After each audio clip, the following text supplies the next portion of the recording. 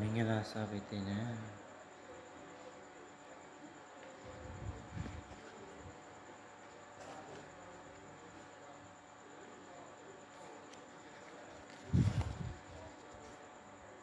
မင်္ဂလာဆိုတာ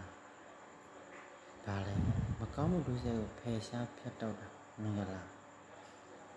လောကီလောကုတ္တရာအကျိုးစီးပွားနည်းလမ်းကောင်းများကိုမင်္ဂလာလို့ခေါ်တယ်မကောင်းပယ်ဖြတ်အကျင့်မဲ့တိမှတ်မင်္ဂလာတိုးတက်ကြီးပွားအကြောင်းများမှတ်သားမင်္ဂလာ